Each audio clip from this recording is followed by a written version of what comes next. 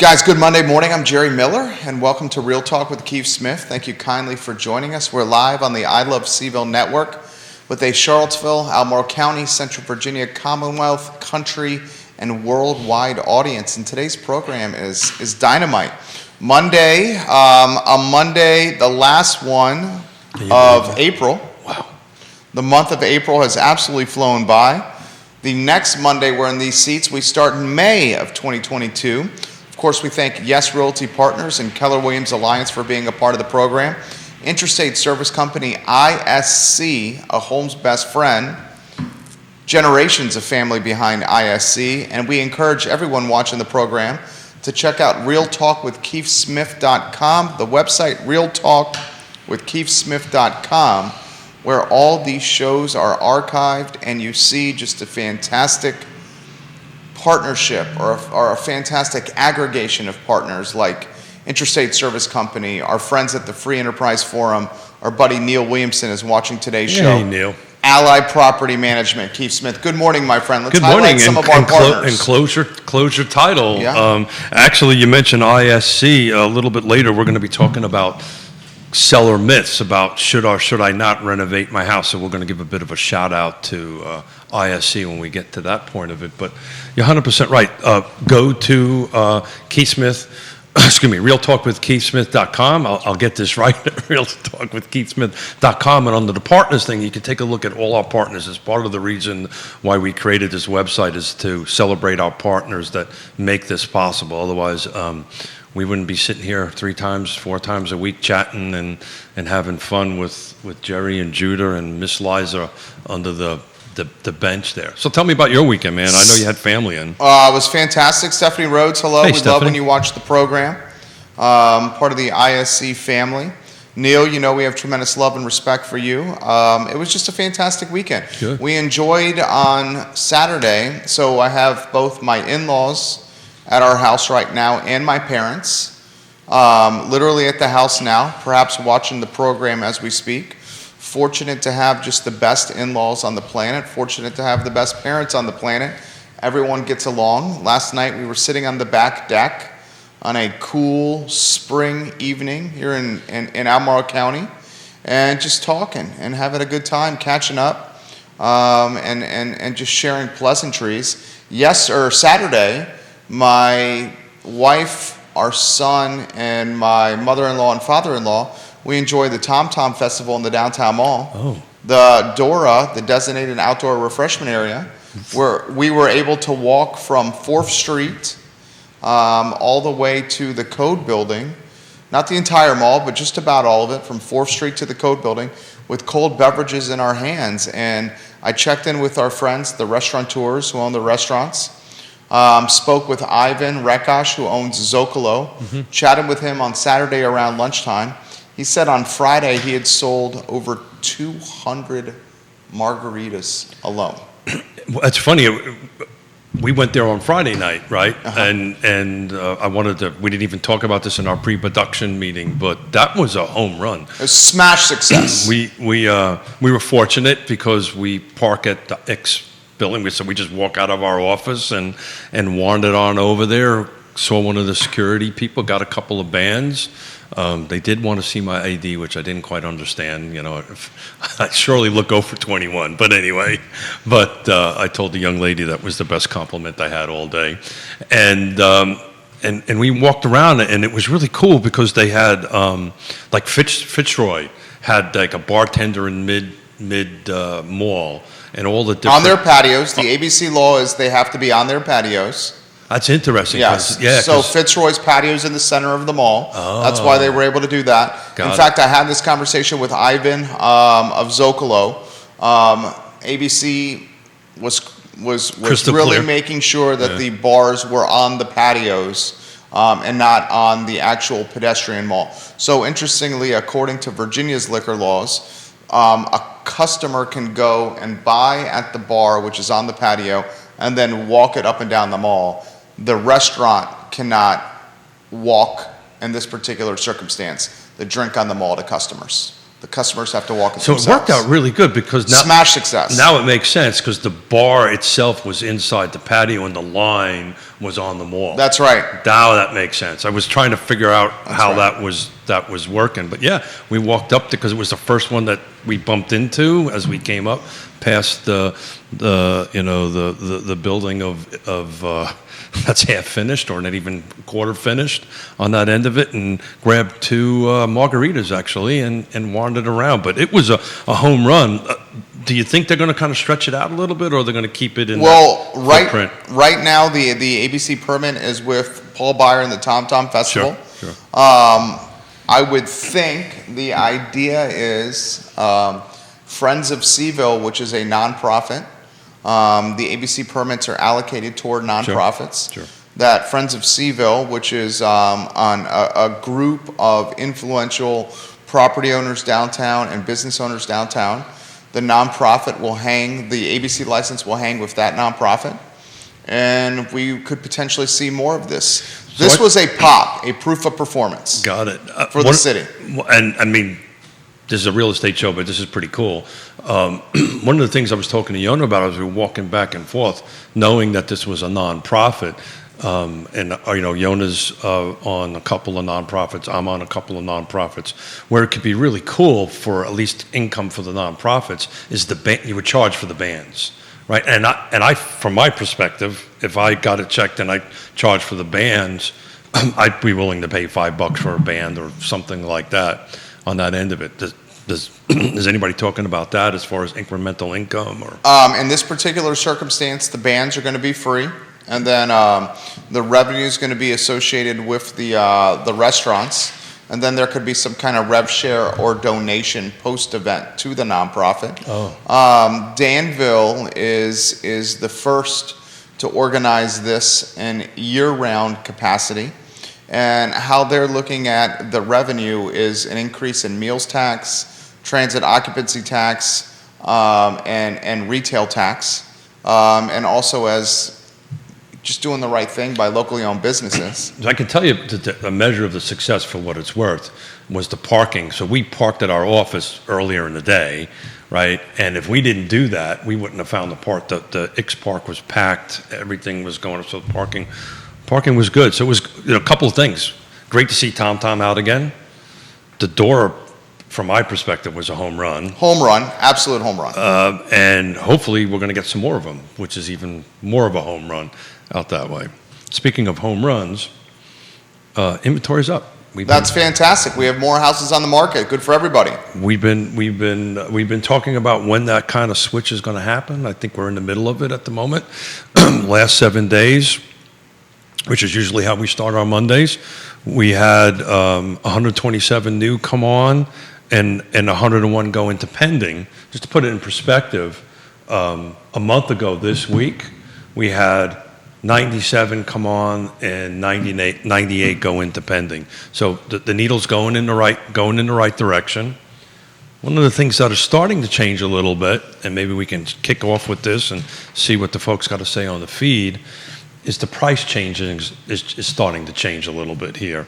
So we're starting to see a little bit more of price changes. So for instance, a month ago, we had 35 price changes in this same week a month ago. But of that 35, and I didn't break down the count on that, I did. By price changes, he means price adjustments on list price. Either up or down. Yep, on list price. So it's interesting, a month ago, the price changes were mostly up and mostly new construction.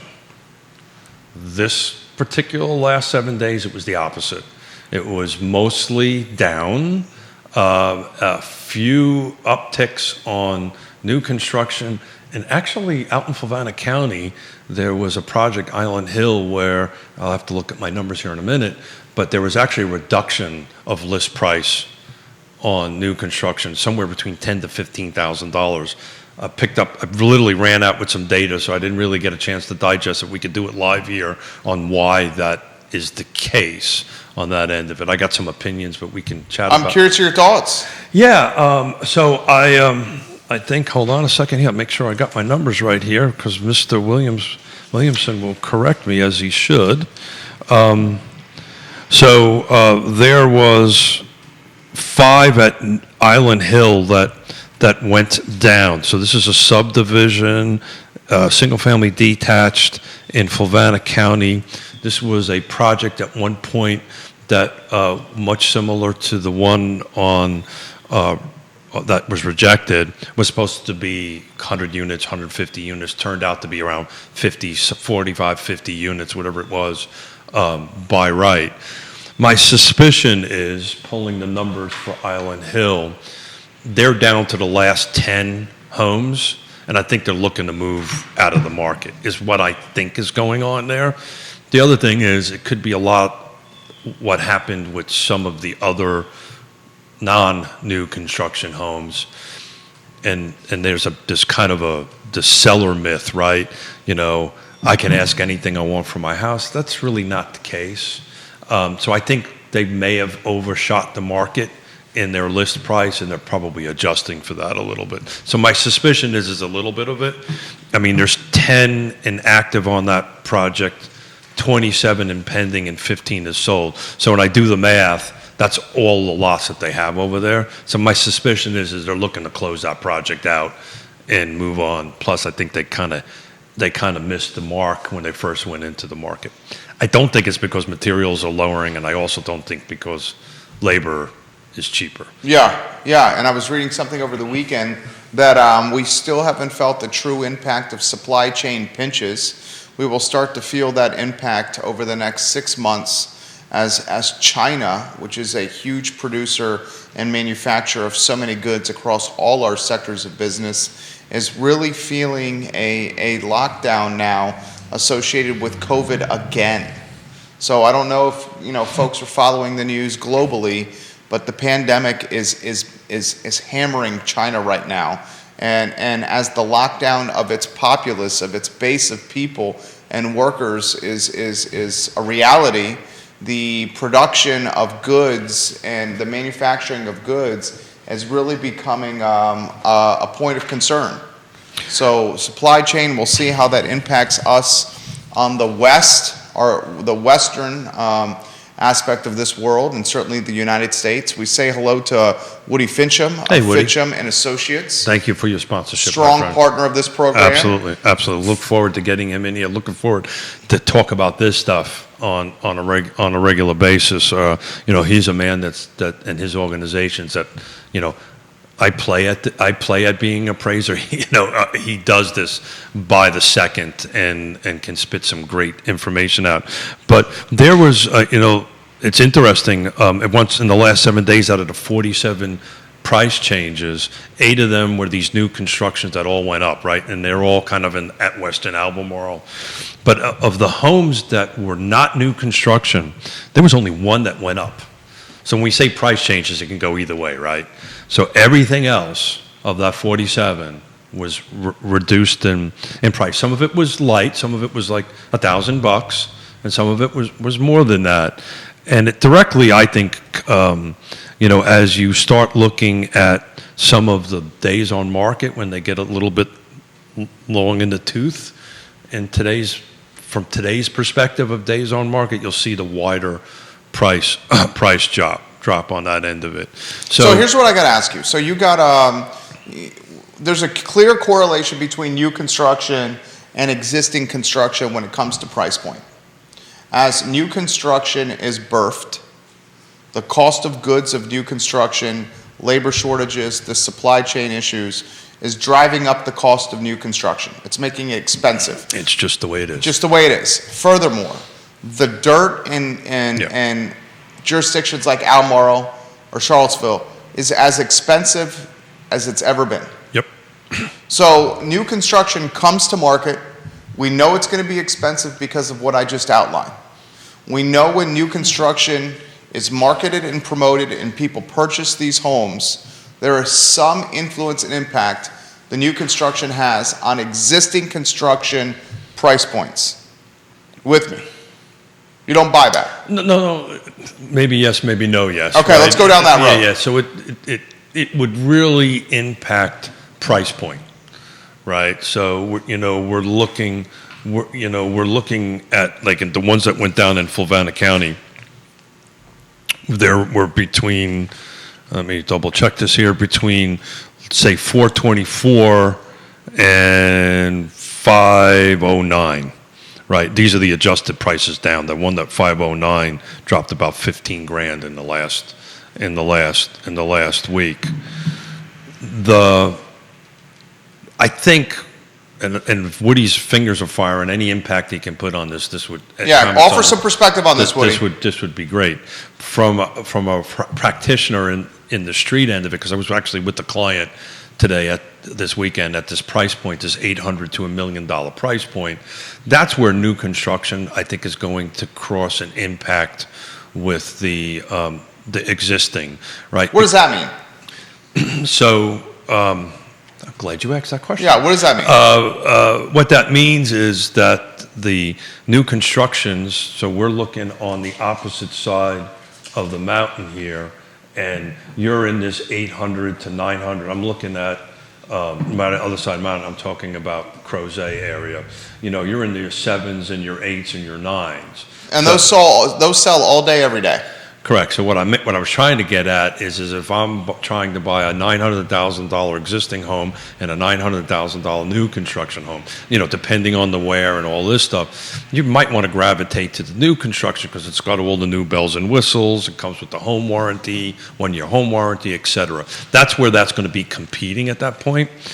There is no yet anyway. There's going to be some at Lake Monticello once Colonial Circle comes on in this 250, 350 range, but there's really no new construction to compete against existing, unless somebody else knows about it that I'm not aware of it, to compete against that. So that's the point I'm trying to make. From a price standpoint. From a price standpoint. Yeah, and okay, so that's the springboard of the discussion I want to get into.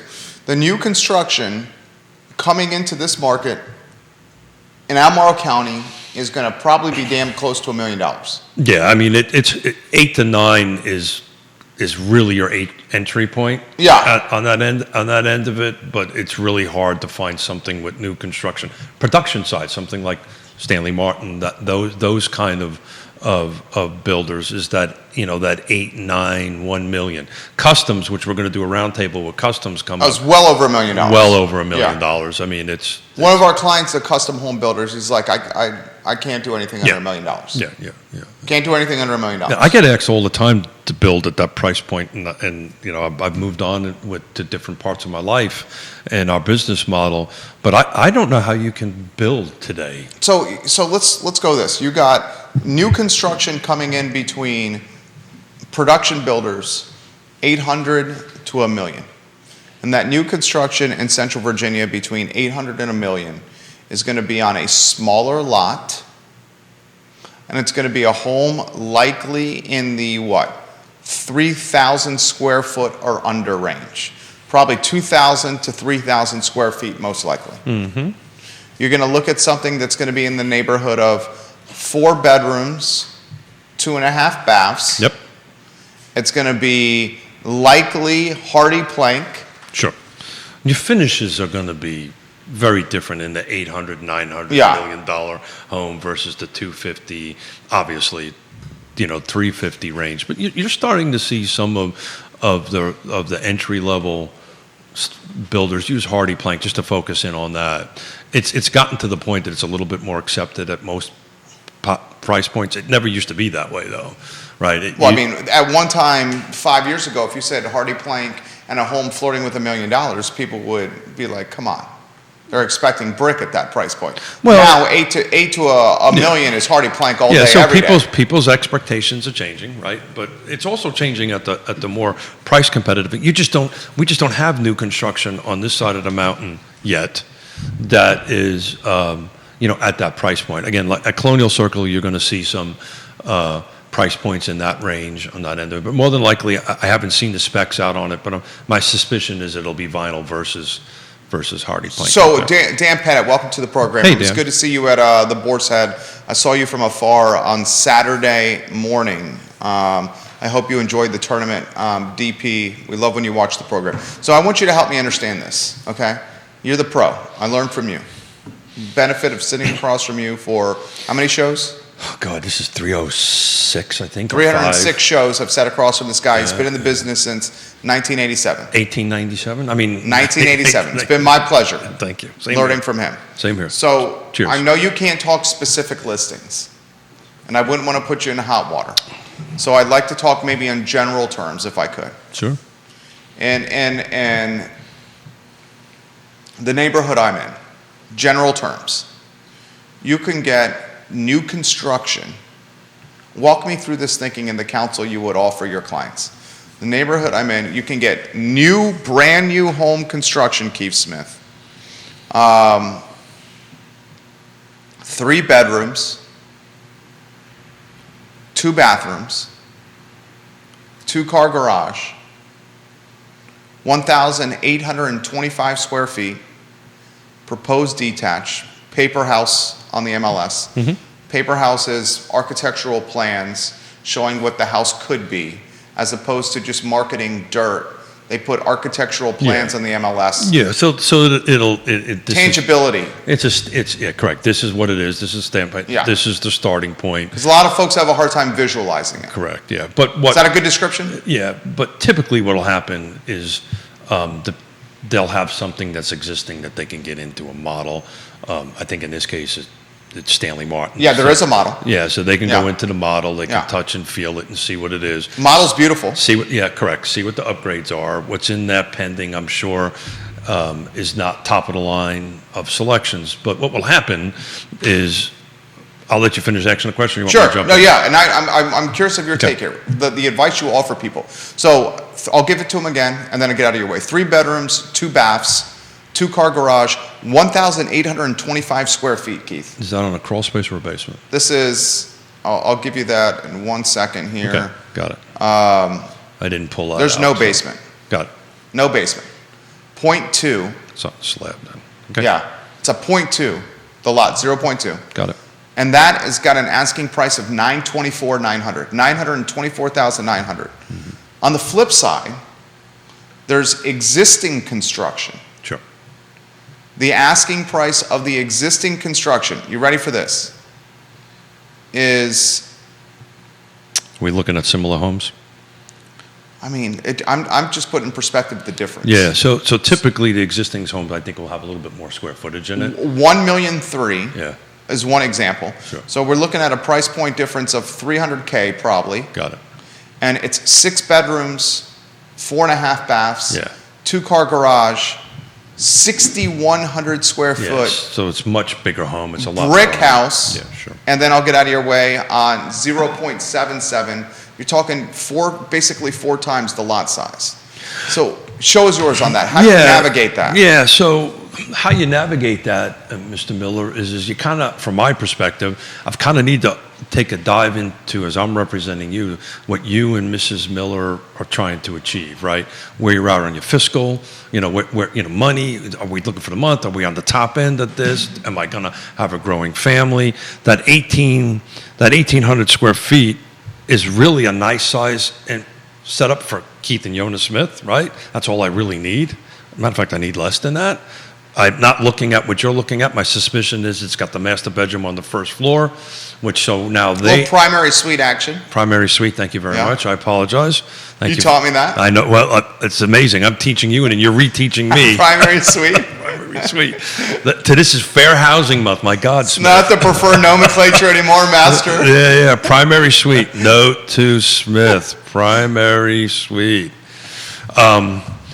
Yeah. So the primary suite is on the first floor on that. Thank you, Mr. Miller. So the buyer profile is different, right? So that's 6,000 square feet, 5 bedrooms, so forth and so on, is the buyers are going to be different, I think, on that end of it. So you're not going to be able to fit, 2, 3 kids, 2 parents in an 1,800 square foot house. So I think the point you're trying to get to is the numbers. Yeah. Right. I mean, right. But it's not all about numbers. It's all about what you're trying to achieve, if that makes any sense. Okay, so I'll give you another one, and then get out of your way. If it's something closer to the 1,800 square feet, which existing Glenmore, you don't see a lot at that 1,800 square feet. That's going to be difficult. Well, it's because when it was built, right? Yeah. So when that subdivision was built, the homes were much larger. I actually built the first house in there 100 years ago.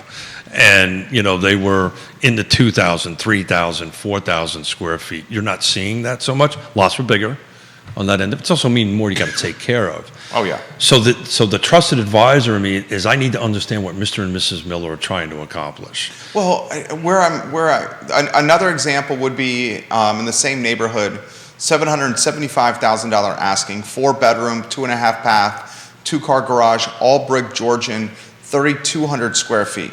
Yeah. So I guess where I'm going with is, it seems like the new construction, and this could this could be the case for Old Trail, if I want to scale this to other neighborhoods as well. You can take it in. Take it anywhere. Yeah. The new construction is checking in at such a high price point because of these labor shortages and these cost of goods shortages. And that high price point is pulling existing construction up with it from a pricing standpoint. Maybe yes, maybe no. You don't think so? Well, it really depends on the specific location, the specific property.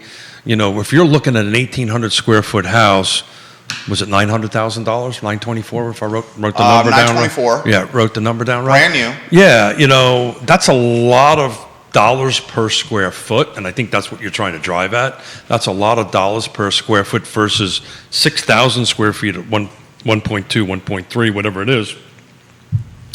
I'm not smart enough to do that math in my head that quickly, but I know it's less per square foot than the new construction. It comes down to what Mr. and Mrs. Miller are looking to achieve, right? And what they can afford. And I had a at the ball game yesterday, literally the person sitting down below me looks up and goes, "I've seen you somewhere. Where have I seen you?" And blah, blah, blah. And at that point, you're like, oh, God, that's terrifying. But then you figure out where it was.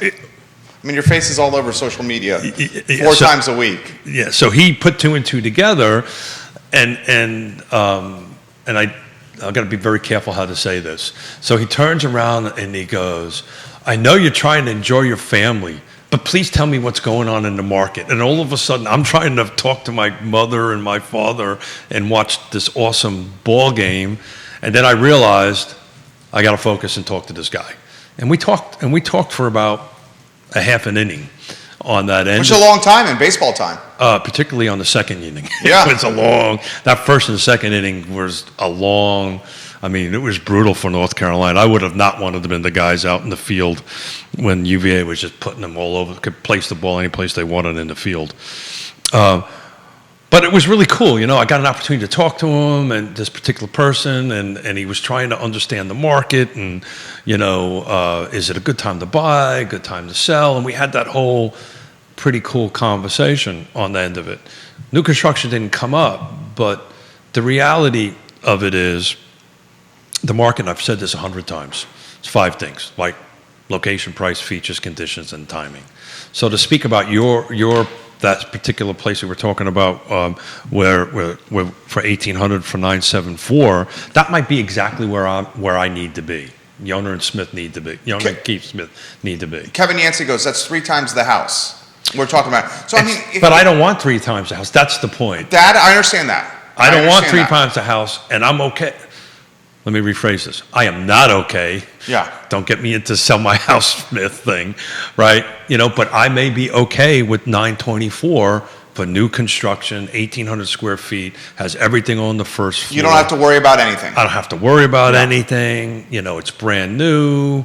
I'm not into cutting 12 acres of land anymore, yada, yada, yada. That's where I'm at in my life, and I'm okay with doing that. Oh, by the way, I've sold my house and I've got an extra $300,000 or $400,000 I can bring to the table, so that 924 is something less. Ricardo Cruz Duran, welcome to the program. We love you, Ricardo. We love you. Doing a tremendous job as a Hispanic segment mortgage supervisor at UVA Community Credit Union. Ricardo has come on today, Yonna, and was absolutely dynamite. Ricardo Cruz Duran, welcome to the show. We love UVA Credit Union. It's where we have all our business accounts. They're fantastic.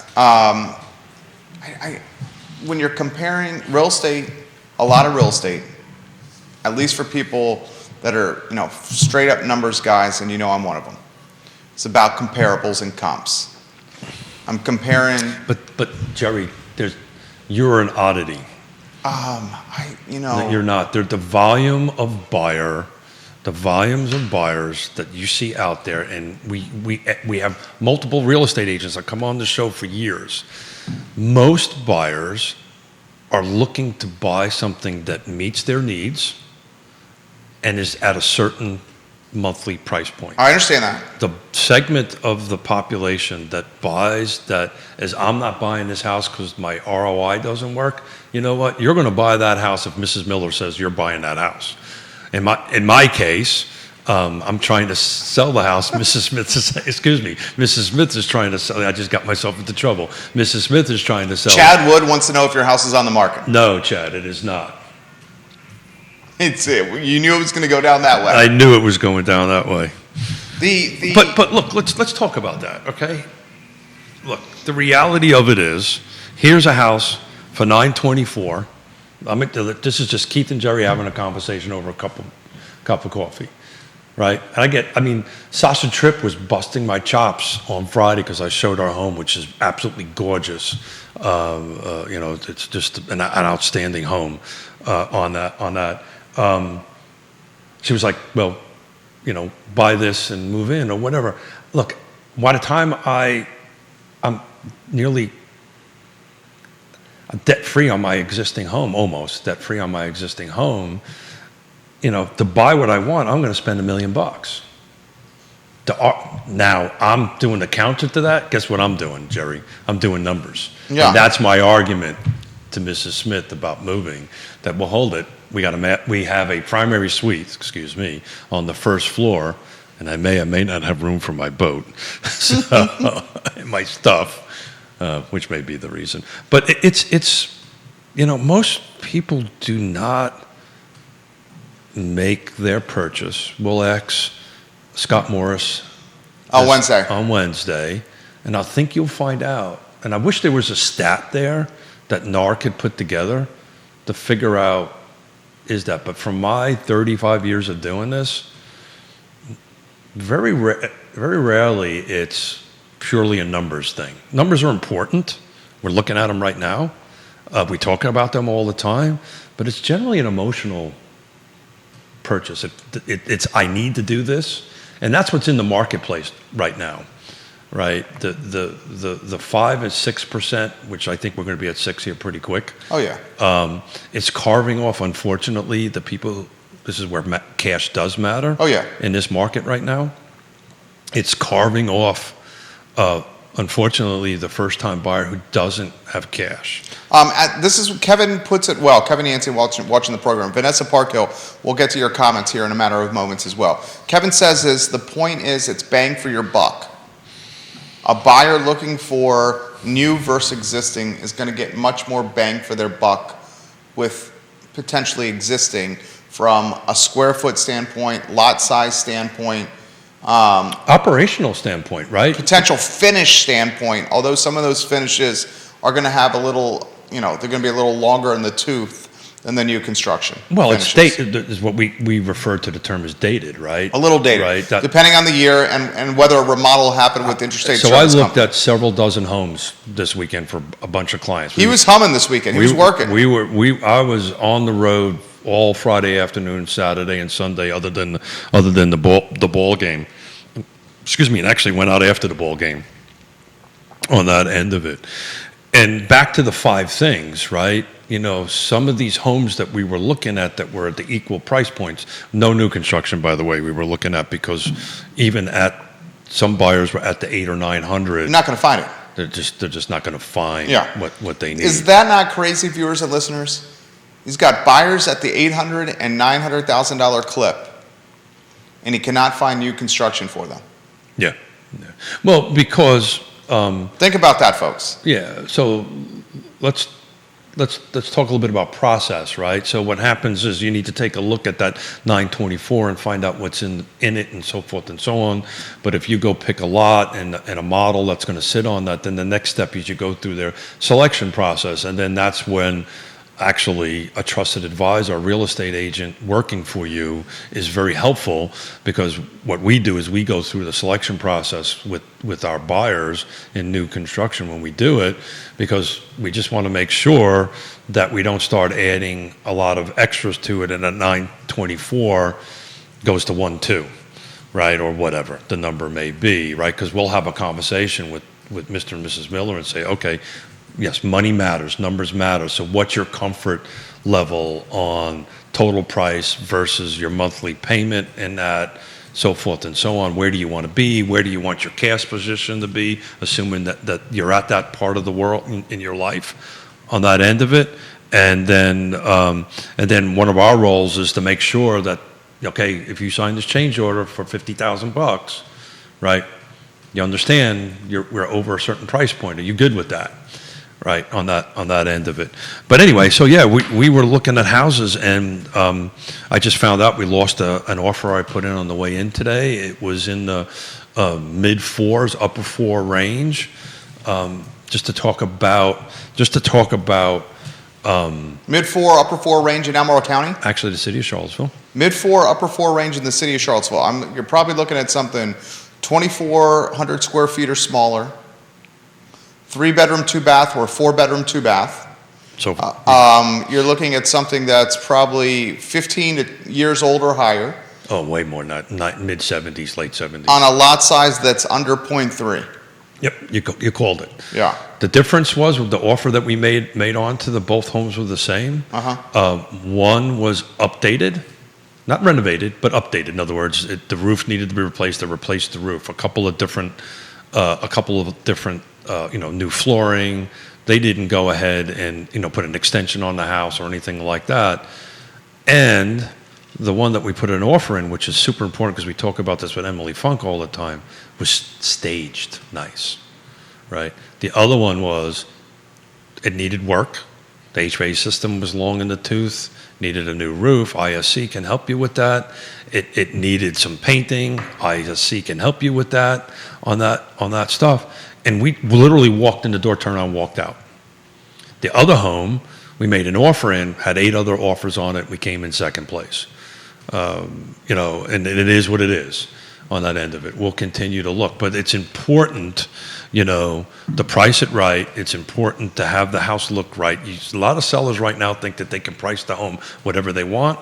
We're not in that market anymore. This market is moving a little bit, that you could just throw in by the number going down 47 price changes is telling me that, some people are coming in, maybe overstretching the existing market a little bit on price. You're starting getting a little long in the tooth on days on market and start dropping it. Plus, it always needs to look right. It needs to smell right, look right.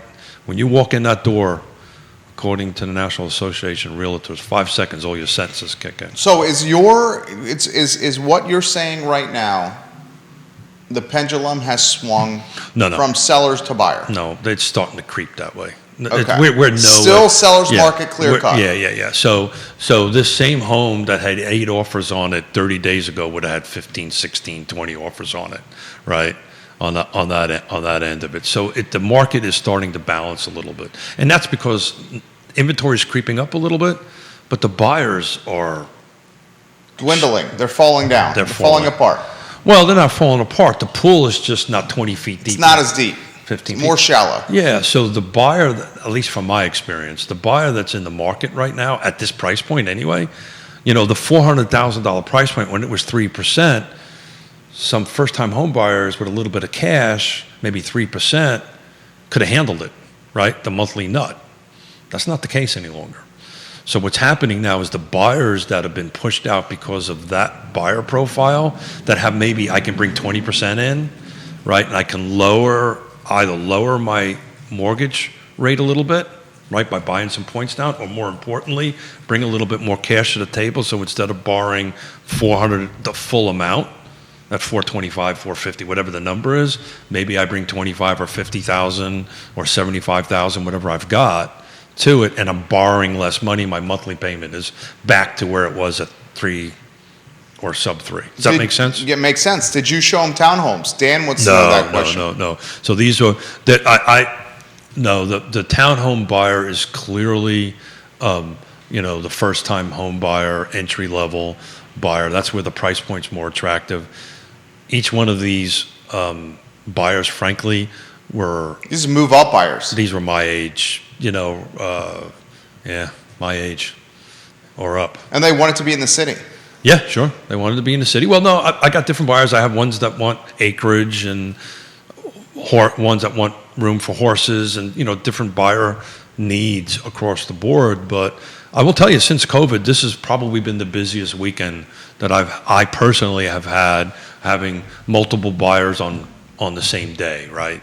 3 days in a row. I haven't had that in a long time. That's great to hear. Are you hearing anything from buyers and sellers on stock market volatility? That's the point I'm trying to make. Nothing. And this is a price range. We have some first time, 250, 350, which are just nothing. Because these markets are not great. Yeah. So this is my world. This is Yeah. Yonna's world. This is our agent's world, right? But the people I talk to in the industry, the stock market is not. I think the only conversation I only had one of all the buyers that I had out there this weekend was, I'm getting some cash out of the stock market. I'm going to bring it to buy to reduce my mortgage payment down on this one house, and that was we're in the 8 to 1.2 price range for that particular buyer. So that particular buyer may have the ability to do that. The one that's 300 to 400. Yeah, different position. Well, they're just in different parts of their lives, Yeah, right? 100%. On that kind of thing. So, yeah. So I don't see I see a closer eye on Yellen though. That's a conversation that happens pretty much across the board on what the Interest rates. the short-term interest rates are Yeah. going to do and how they're going to impact the long-term interest rates. But what I'm seeing in my world, for what it's worth, is the buyers that are in there have the ability to bring more cash to the table, which would impact either rates or impact the amount of money that they're borrowing. Walk me through the scenario of fall in Central Virginia at rates 6% or slightly higher. It is so, our chemistry is working. I looked at my 21-year spreadsheet this morning. I keep a track of the car footprint on volume of sales and month over month over month over month. This feels much like a normal spring market. Okay. Right. I think you're going to see a little bit of a softening of the pace, the tempo. Right. The tempo is picked up. Everybody I talk to in the space, the tempo is picking up. People are in the market again. Tempo's picking up both on the sale and the list side of things. I think you'll see July, August, more of a traditional balancing of the tempo, and then I think you're going to see the tempo pick up back at that, even at 6 or 7% at that end of it. All what that's going to do, it's going to reduce the pool of buyers that much more, but the pool is so deep at the moment. The pool is so deep that it's just the people that are going to be in the pool are going to have the ability to bring cash to the transaction. I'm not talking about buying cash only, but they'll bring enough cash to the transaction to either buy points down and or reduce their monthly their loan amount, therefore their monthly amount. That's kind of what I'm seeing going on right now. You're seeing Tuesday, you're seeing potential 6 this fall, right? We're over 5 and this morning I think I saw it was like 511, 512, somewhere around there. I did see and I want to talk to Scott about this on Monday. I am starting to see arms pop up again. It's terrifying.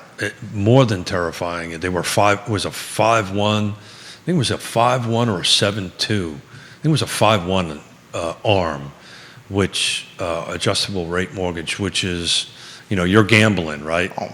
You're gambling that in 5 years, the interest rate is either going to reduce or stay stable on that end of it. So those who may or may not know, in 5 years, if the interest rate jumps up to whatever, the 1 is a plus point, right? So, that's potential. That's what got us in trouble the last time. We launched the Real Talk with Keith Smith Facebook page.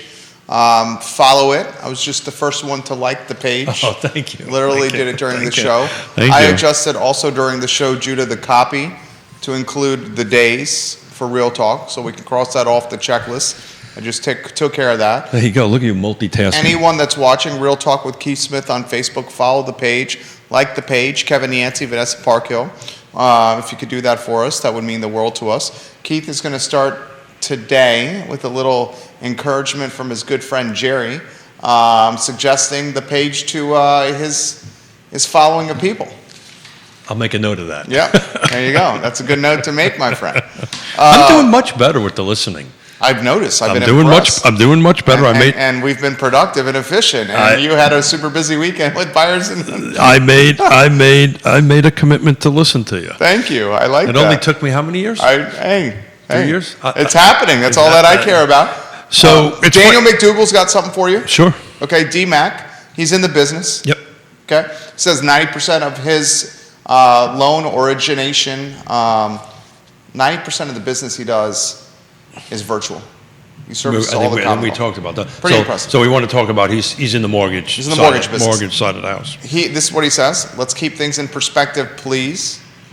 My number 1 year in business was 2004, and rates averaged 5.84%. That's right. And how many units how many loans did he do in 2004? How many loans did you do, DMAC, in that year, 2004? And the point I'm making, if you go take a look at 2011 was the last time that we were plus 5% on the 30-year mortgage rate. And look, I actually, and this is again a great plug for realtalkwithkeithsmith.com. All 300 shows are archived there. And it makes it real simple for a guy like me to go back and look at the shows. And I kind of did that a little bit. And we talked at great lengths almost, 2+ years ago about what my concern was, and we're living it right now. What my concern was... all 300 shows are archived on here. I know. I'm looking at episode 1 right now. I know, right? It's so crazy how... If you go and watch... I'm literally looking at episode 1. Yeah. I did that the other day, and the fact that I decided to continue on after that, it was horrible. I'm watching the Wasn't horrible. Oh, it was horrible compared to what I'm doing now. It was horrible. It was horrible. But I'm watching. Yonna and I are binging this Julia on HBO Max, and it's about Julia Childs. So we're big fans. You put that on Facebook? Yeah, we're huge fans of Julia Childs. Julia Childs. Yonna and I. Oh my God, 3 or 4 years ago. This is not horrible. It was compared to my comfort level. But it's interesting. So it's about her beginning of the TV show on PBS. And the first one is about her pilot. And I was watching that pilot, and then I went back and watched that, and I went, oh, I get it, because I felt exactly like she felt on that pilot after my first go, going, oh my God. And a shout out to you. You just got a second follower, Lynn Boatwright. Yeah. Lynn Boatwright. Thank you, Lynn Boatwright. Lynn, that's it. We're going to have to offer, I don't know, is that legal? Can I offer like cups of coffee for people? You can do contests. I can do contests? Cool. Yeah. Look, we got to save that as our post-production conversation. So how you would do gift cards, like the page, participate in the show. You're in the running for this gift card or contest that you offer. That's actually a really good idea. And we can execute a like and share contest on your behalf on Real Talk with Keith Smith to drive engagement. Like the page, comment in the, or share the post in the page, comment on the post in the page. You win a gift card. Lynn Boatwright, thank you for liking Real Talk with Keith Smith. Other people do it. Let's get that brand growing. Daniel McDougall, 2004. How many deals did you do? Way too many. Cha-ching. Yeah, correct. That's what he said. Yeah. That's his response. But that was that was also 2004 right? 2004, 2005, 2006 was, the balloon. That was the real balloon. And I'm just curious how many of them were arms. Well, he's a pro, so He is a pro. I don't even need to ask the question because I'm confident whatever loans he did were super solid loans on that end of it, and was done right, not done a little. The problem is the appraisals at that time the system was a little goofy. But look, so chose your words very carefully. Yeah, I did. Yes, I walked it back. Yes, you did. Like the Duncan Yo-Yo over here. Whoa. You handled that very well. Duncan Yo-Yo. I love Duncan Yo-Yos. Dude, really? Walk the dog, the trick. Yeah. Were you a yo-yo guy? Yeah, I think most kids were. I'm curious, are kids now, I don't think I've seen a yo-yo. I don't see anybody walking around with a yo-yo. I guess they're so monopolized by video games. I thought that was like a 60s, 70s thing. I used to literally... I love Duncan Yo-Yos. I used to literally carry a yo-yo in my hand. I was just walking around the streets and did that. Yeah, I love those Duncan Yo-Yos. Duncan, the top brand in the business. Dave Varell, friend of the program. Watch it in the Outer Banks. Hello, welcome to the program. Get to the beach, man. What are you doing here? Go to the beach. He's listening to us on his boat. Oh, good. Good for him. In the Outer Banks. Is he fishing? He, formerly of Ivy, Virginia fame, owned the Dippin' Dots franchise locally, sold, and moved to the Outer Banks. Good. I hope he's doing some fishing. Living the dream now. I hope he's doing some fishing. So, in front of us, I got 4 different buyer myths and seller myths, 2 buyer myths and 2 seller myths. We've been kind of covering a little bit of them right now, but one of the current buyer myths, or some of the conversations you have here, should I wait to buy until home prices and mortgage rates fall, right? That's a question that we get all the time.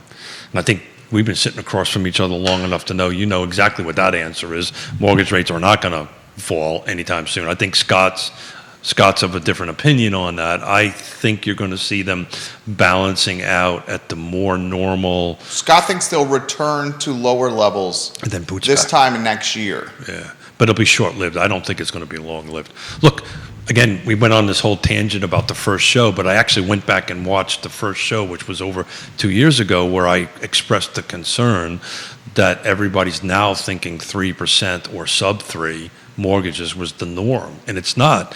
We're just looking at a 5% in 2004. 2011 was 5%. I bought mine at 18% in 1887 or 1987 when I bought my first home. It actually was 1988 when I bought my first home.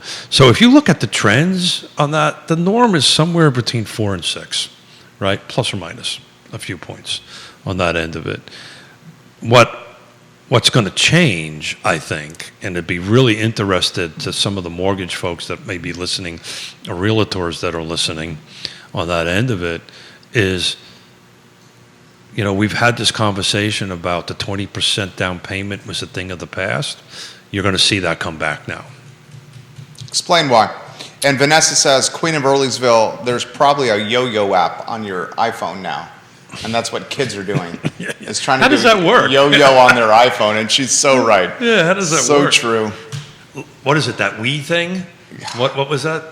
Wasn't it like a Wii, like the video game? Oh yeah. The Was it Nintendo. called- It's the Nintendo Wii, right? Wii Judah? or something? That's what he's talking about. Look at Keith Smith getting.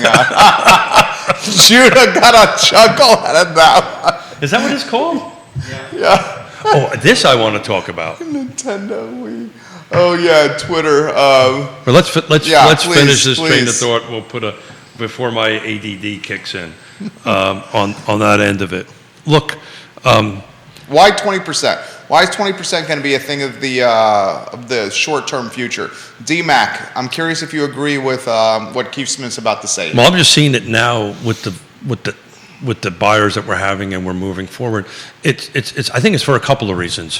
One, we're still in multiple offer scenario in all price points going across the thing. It's just not the volume that it was some months ago, but you're still looking at 2 or 3 or 4 multiple offers. So the amount of down payment you put is important because it makes the process that much easier to go through. Makes the buyer look stronger right on that end of it. But from a buyer's perspective, that helps get your monthly payment down. Now, some of the mortgage brokers on that can look at it. So if I'm doing I'm buying a $450,000 home and I'm borrowing, let's say 100% of it at 3%, but now I'm bringing $75,000 to the table and I'm borrowing that at 5%. I've done that math. I just don't have it with me. That's how you get your monthly payment down. You just bring more cash to the table if you're capable of doing that. And the buyer that's not capable of doing that, I think, is going to be kind of put to the side a little bit until maybe when Scott's right and this drops back down again, or some other, God forbid, we start really going in earnest in these crazy loan products that have come out to get that buyer back into the market or being able to purchase. But this is a great conversation for Wednesday, by the way. Absolutely. And the 20% also helps you avoid PMI, private mortgage insurance. So that goes. It's going to lower your monthly payment. That's everything.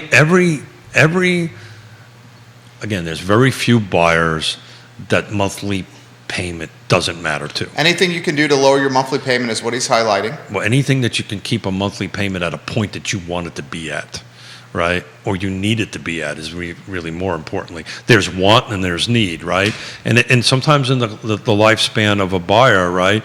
I want it to be at $1, right? But it really can be at $1.50. So we start at $1, and then we start either looking at more expensive homes because we can't find them at a certain price point, and that conversation, that number floats between what I want it to be and what I need it to be. Does that make any sense? Oh, absolutely. Neil Williamson just shared a GIF I even of know what that is. A kid utilizing a yo-yo. Today's version. Neil, Was it on an iPhone? No, a kid trying to use a yo-yo right now in 2022, having no experience with toys where they're having to play with their hands and hitting themselves in the face on the pullback of the yo-yo. Shit, sorry. That's okay. I had the classic 19. Sorry about that. That's okay. No FCC rules, but different regulations on the I Love CVille network. But we don't try to do it because we do have my parents and in-laws watching. Oh, I apologize. Okay. I apologize. Oh boy, I am from Long Island, so they should understand. It's okay. It's totally okay. Oh God, I'm from Brooklyn actually, but I remember as a kid in the late '60s. I don't know, Judah. Do you remember the banana seat bikes? Right? Do you remember that? So they used to have, they call them the banana seat with the handlebars up there that you can make like a chopper out of them and all that stuff. You remember that? And you used to do that throwing a yo-yo down, drive around the neighborhood with a yo-yo, bouncing a yo-yo, riding a bike. Wow. I used to have talent. The people were watching you as you came by on a banana seat bicycle with the yo-yo in one hand and steering the bicycle in the other. And you used to put the baseball, the playing and the card spoke. and the spokes. So you would never do the baseball cards because they were worth something. Yeah, you do Ace of Spades. You would grab your mom and dad's deck of cards and sneak out of the house and start putting them on there. Kevin used the Schwinn, he said. Yeah, that's it. The Schwinn, banana seat, and you used to have like the not the pom poms. You used to have what is it at the side of the handles? You could probably find them. They're like there's little frilly. They're like plastic little. They weren't even plastic, right? They're like 20 floofy things from a pom pom. You probably find a. 20 don't find a picture. Things. Don't get us in. Well, first I'm getting the. Copy infringement over there in the photo. So I retract my request because the show taken down. We do not want to do that. Kevin Yancey, streamers. Dave Varell on Thank you, streamers. Dave Varell on his boat. We love you. DV says streamers. Streamers. God, I love you, David Varell. David, are you catching anything? Yeah, Dave, you catch anything on that boat, DV? And should I bring my 22-foot center console down there and fish with you? He will say yes. He says he's a very hospitable and welcoming man. He says streamers. Yancey says tassels. I think they're kind of the same thing. Tassels have different connotation. What's the connotation of tassels? I don't know. It just means different things. Do you want to highlight the connotation of tassels? I've got tassels on my loafers. Yeah. On my Bostonians. I got tassels on that. Tassels. So that's good. So I think Well, where was your mind initially going for I taxes? totally don't remember. That was 30 seconds ago. I cannot be held responsible to remember what I said 30 seconds ago. So- Yonna tried to ask me to remember that something she told me 5 days ago. That was a struggle. Vanessa, streamers on the handlebars. The viewers and listeners are smart Oh my people. God. Smarter than the host here, that's Smart, for sure. smart people. You cannot get one by the viewers and listeners. This comment's come in. So if we get to 6% plus on interest rates in Central Virginia, what does Keith think that the buyer pool will look like? You've highlighted that already. Yeah, like we've been talking about this for a while. Like the buyer pool is the deep end of I think it's a 10-meter Olympic platform diving, right? It's 20 feet deep or however deep it is. So we're maybe at 18 or 19 feet or something along those lines. As interest rates go up, that pool will just get a little bit lower. The inventory is the kiddie pool. We're not the kiddie pool anymore. We're probably in that 3-foot section at the other end of the pool, right? And so as inventory comes and buyers go in and interest rates, we're all going to kind of end up in that well, it depends on how tall you are, but that part where sorry, man,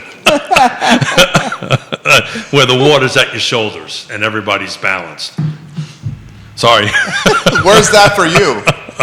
Well, I used to be 6'2" until I broke my back, so now I'm 6 foot. You're shrinking a little. And being the age I am, that kind of going along with the process too. Little gravity, little wear and tear. Man, I'll tell you what, we were talking about that off air. 20 years ago, I was running, sub 8 marathon pace, sub 7 10K race. Now, if I could just get out there and do something, it's a huge win. So, body's changing. This comment comes in: interest rate won't change buyers; it'll just change their price point and their entry point. Well, it's going to change and I have to look up this term one day. It'll change the buyer profile, right? Who is buying? It's just going to be a wealthier buyer. I hate to say it. Well, it's going to be the buyer. Well, not necessarily, right? Right. It's going to be the buyer who has maybe saved up more cash so they can influence the process. It's a wealthier buyer. Yeah, I get that. But millennials also, starting millennials, right? And you highlighted this numerous times on the show with the data science and folks coming in and all this stuff. They have income. There's a difference between I understand. Yeah. income and wealth. Totally understand that. Yeah. I'm more focusing on cash. Yeah. Right. So, hey, data science coming in. Somebody's coming in here. They're doing sign-on bonuses, right? Maybe it's 50,000. I don't know, whatever the number is, that they can carve that off to go ahead and use as cash to go ahead and buy on that end of it. Cash doesn't necessarily, and we'll save this for the Erpies because they're much smarter about this than I'll ever be. Wealth is much more than cash, right? It's net worth, and in my case, it's health. So that's how I'm gauging my wealth. Is And how healthy I stay. you are a wealthy man. That health is good. Yeah, Come on now. Yeah, it's things sneak up on you when you get to be of a certain age. On that end of it, I saw that with when we took my parents out last night. You took your pop and your mom to the baseball game. I did, and had a great time. Enjoyed the heck out of it, just being with them. Had hot dogs and beer and Hot dog with mustard? Yeah. Mhm. Well, that's not what I like, but that's what I had. What? How do you like your hot dog? Oh, I like mine with chili on it. They didn't have it. They didn't have a chili. Chili dog is They didn't have a dynamite. chili. They didn't have a chili dog there. Nothing better than a hot dog where you bite into it and it's got that crunch. Well, I like the crunch where that outer layer is crunchy. yeah. Well, there's a Joe Gentile was here from Pearl Certification, one of our awesome sponsors, was here. There's basically 3 things that New Yorkers talk. Well, probably 4 things that New Yorkers talk a lot about: pizza, right? Bread, Hoagies. right? Hot dogs is one, and bagels on the end of it. But I only do kosher. We only do the kosher beef hot dogs. That's how I grew up. That's what we did. We didn't do the non-kosher And the difference is one has pork and one doesn't. We've had a couple of people on the feed highlight Habitat for Humanity and the Southwood project. Yeah, they just recently got a little bit of money from Albemarle County, which is great, a substantial amount. I have not had an opportunity to dig too much into that. You should. So there's some, suggestion. There's some concern in the community about displacement of residents associated with price point. Yeah, And I know this is close to you because you got ties to was it PHA? Yeah, so I chair the Piedmont Community Land Trust and Piedmont Housing Alliance. We're in the middle of a merger, wrapping up our new joining together as a partnership on it. But I don't know if this is a PHA thing out there or if it's a Habitat. I need to look into it. Habitat for Humanity is the developer out there, so some parts of it they're doing, some parts of it are for market rate. I think Southern Development is doing some things. So I'll bring that back. Actually, I'll do some research today for tomorrow's show because it's just going to be you and I tomorrow. So I'll dig into that a little bit. I take the same approach as I do with so everybody knows, with political and elected officials. We're not going to point fingers or throw anybody under the bus, but I'll look into some of the stats and information on that. Yeah, the price point topic is coming up. And Neil Williamson is right. Allison Rabel has a story about this in Daily Progress. Price point topic is coming up, and it's coming up with momentum. As I'm not up to speed on it, so what's the topic? Things are checking in more expensive than perhaps initially anticipated or promoted, Yeah. or expectations in the beginning were set at this price point, So and now it's coming in at a different price point, and residents are being gentrified out of what is how would you characterize before the development happened, a mobile home community, That's exactly what it was. right? A mobile home community. In a lot of ways, Southwood was almost like a tiny town. So in defense of Habitat, and I have to read the articles, I got to get into it. To be honest with you, I've really have not dug my heels into it, but I'll promise you I'll do that this evening for tomorrow. In Habitat's defense, and I was talking about this earlier in the building, I'm a recovering developer and builder. I would in a million years not get in that business right now. It's impossible to determine Price point.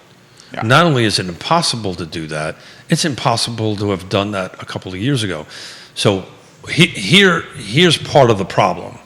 Part of the problem was, and I'll have to dig it up, and Neil will know this. Neil's watching. He just shared something on this. Yeah, Neil will know this. Love you, Neil. How long did it take Southwood to get approved?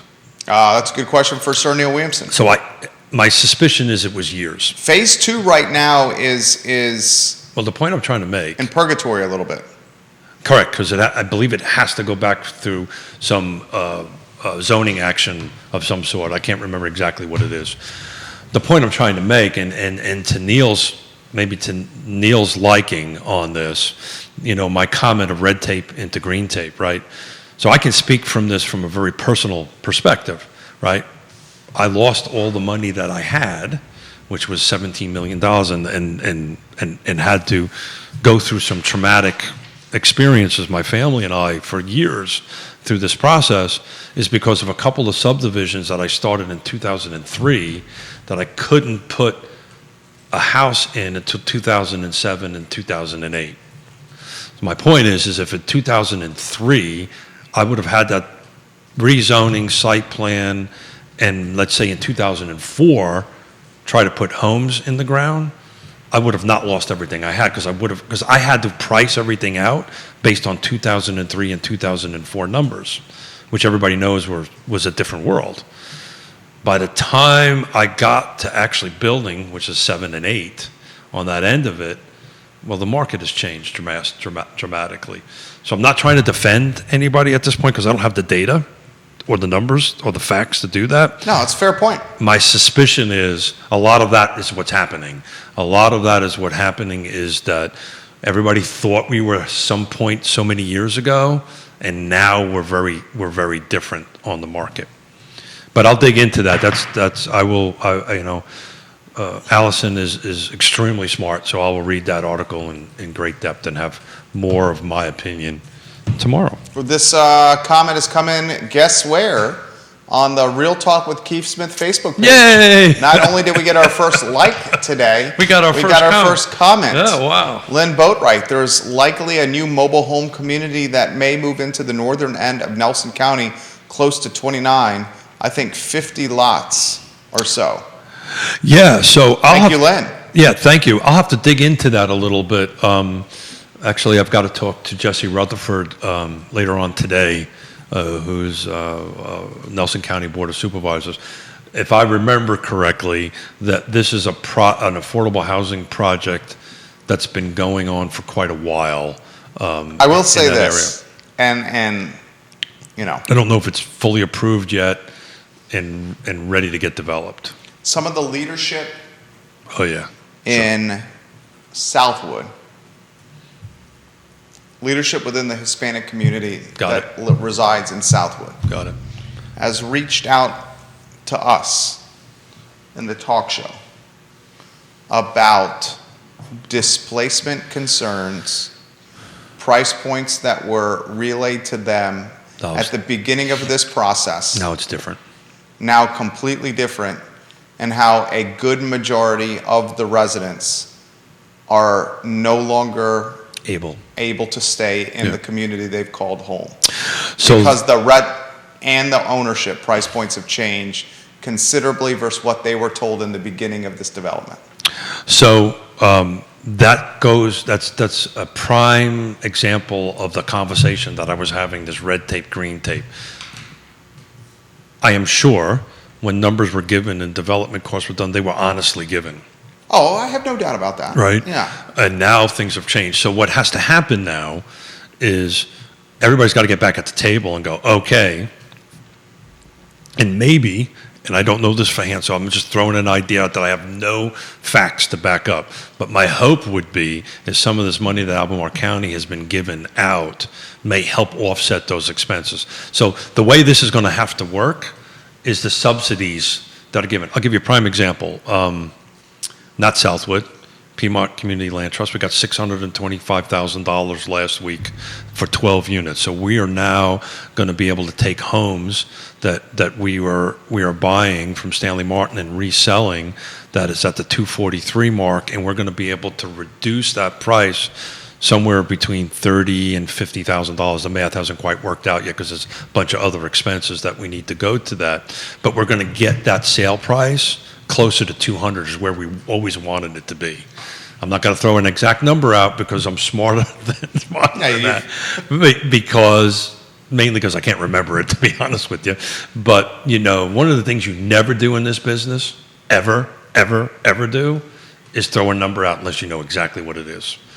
And unfortunately, some of that may have happened and probably shouldn't have happened. Dan Pettit says the folks at Southwood need to go to the meeting on April 26th at the county office building.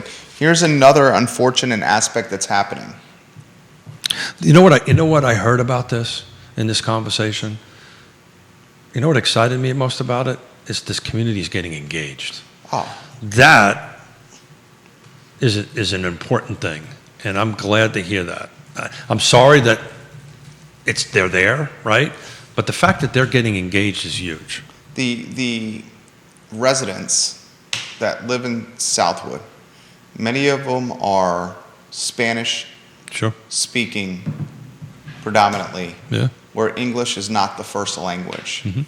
So neither is mine, but going to a meeting like a board of supervisors or a planning commission meeting is challenging, you know, for a number of reasons. Also, the ERPs on Today and Yonna and on this show, Real Talk, have identified that often you don't see the participation from the Hispanic community. They're working 7 days a week. During board of supervisor meetings, because they're working, like he just said. 12 hours a day, from dusk to dawn. They are working their tuskas off to get the American dream, which I support 110%. Exactly. So we'll off air. We'll find out who it is. I'll see if I can try to connect somebody that can help them. I said, I don't wait of all this stuff, enough of this, that we might be able to connect some folks so we can get some representation out at that meeting. And I think that's what you're telling me, is that their opinion. They're reaching out to me to talk about this. And, Well, I don't have a problem tackling the topic, but I want to make sure I have the facts right. Sure. And I don't have that at the moment. I would encourage all the folks to read Allison's story in the Daily Progress today. I can tell you, at least based on my limited involvement in that project, which has been zero, to be honest, the intent was much similar to what Friendship Court in PHA is doing, where they're supposed to Earmark. They're supposed to Yeah.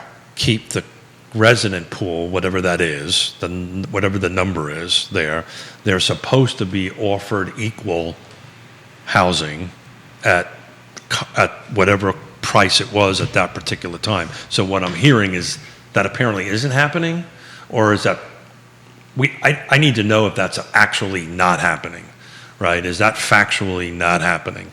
And I know the people to make the phone calls to find out, is this, and if it's really happening, if it's really the case, then we need to talk about it.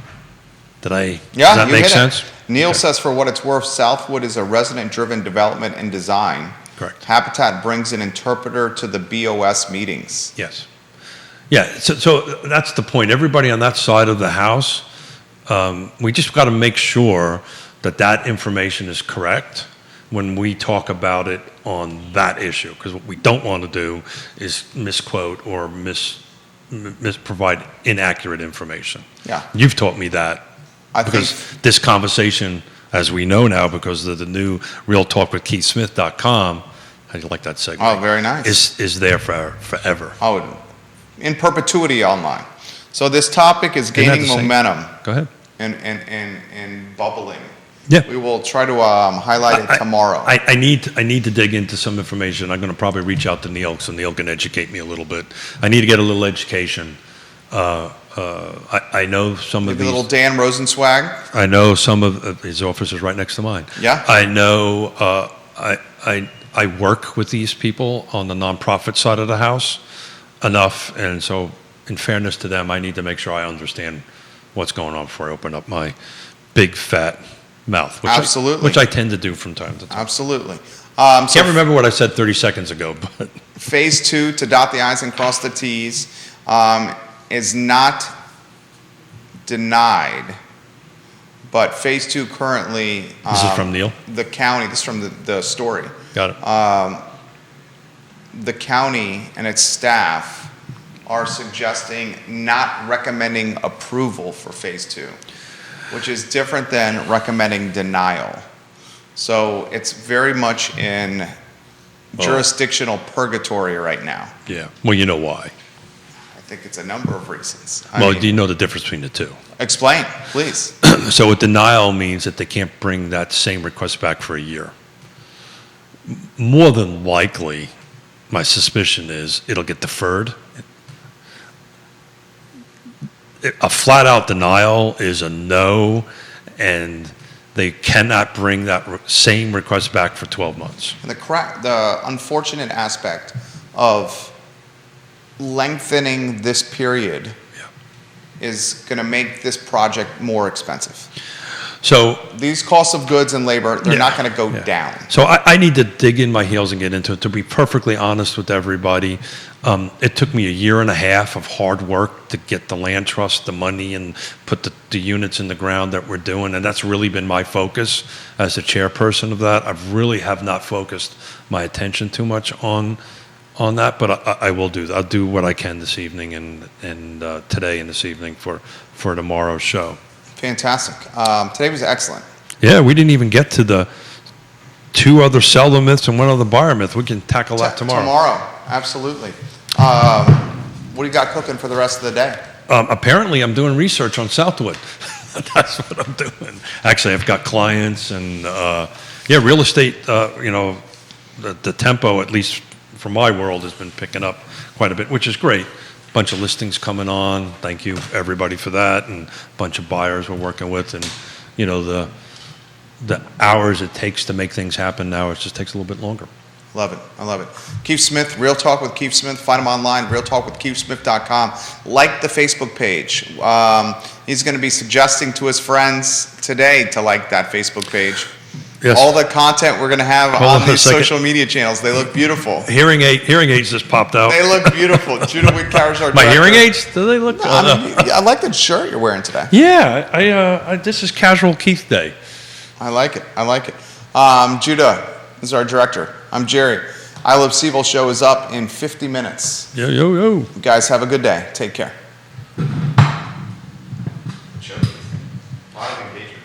Yeah. You know,